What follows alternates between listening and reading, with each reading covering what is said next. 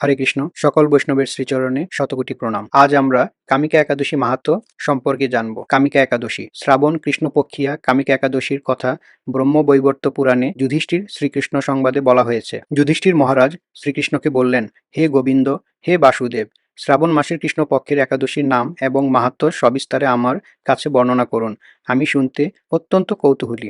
প্রত্যুত্তরে ভক্তবৎসল ভগবান শ্রীকৃষ্ণ বললেন, হে রাজন, পূর্বে দেবর্ষি নারদ প্রজাপতি ব্রহ্মাকে এই প্রশ্ন করলে তিনি যে উত্তর প্রদান করেছিলেন, আমি এখন সেই কথাই বলছি। আপনি মনোযোগ সহকারে তা শ্রবণ করুন। এক সময় ব্রহ্মার কাছে ভক্ত শ্রেষ্ঠ নারদ জিজ্ঞাসা করলেন, হে ভগবান, শ্রাবণ মাসের কৃষ্ণপক্ষিয়া একাদশীর নাম কি? এর আরাধ্য দেবতাকে? সেই ব্রতের বিধি বা কিরকম এবং এই ব্রতের ফলে কি পুণ্য লাভ হয় তা সবিশেষ জানতে ইচ্ছা করি। আপনি কৃপা করে আমাকে তা জানালে আমার জীবন ধন্য হবে। শ্রী নারদের কথা শুনে ব্রহ্মা অত্যন্ত সন্তুষ্ট হলেন।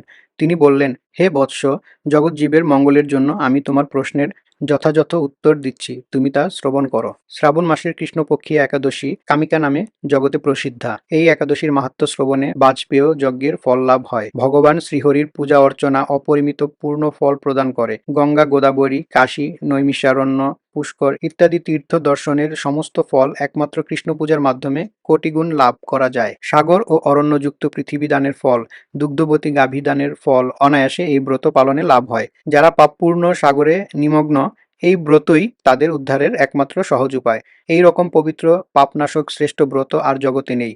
শ্রীহরি স্বয়ং এই মাহাত্ম্য কীর্তন করেছেন।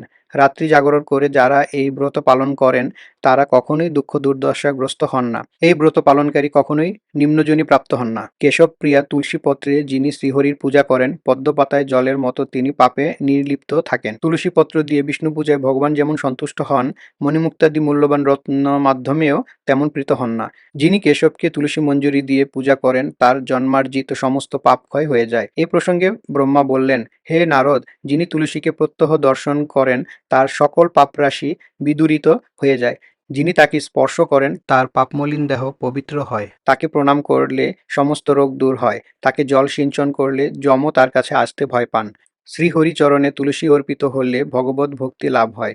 তাই হে কৃষ্ণ ভক্তি প্রদায়নী, তোমায় প্রণাম করি। যে ব্যক্তি হরিবাসরে ভগবানের সামনে দীপদান করেন, চিত্রগুপ্তও তার পুণ্যের সংখ্যা হিসাব করতে পারে না। তার পিতৃপুরুষেরাও পরম তৃপ্তি লাভ করেন। শ্রীকৃষ্ণ বললেন, হে রাজন, আমি আপনার কাছে সর্বপাপ হারিণী কামিকা একাদশীর মাহাত্ম্য বর্ণনা করলাম। অতএব যিনি ব্রহ্মহত্যা, ভ্রূণহত্যা, পাপ বিনাশিনী, মহাপুণ্য ফলদায়ী এই ব্রত পালন করবেন ও এই মাহাত্ম্য শ্রদ্ধা সহকারে পাঠ অথবা শ্রবণ করবেন, তিনি সর্বপাপ থেকে মুক্ত হয়ে বিষ্ণুলোকে গমন করবেন।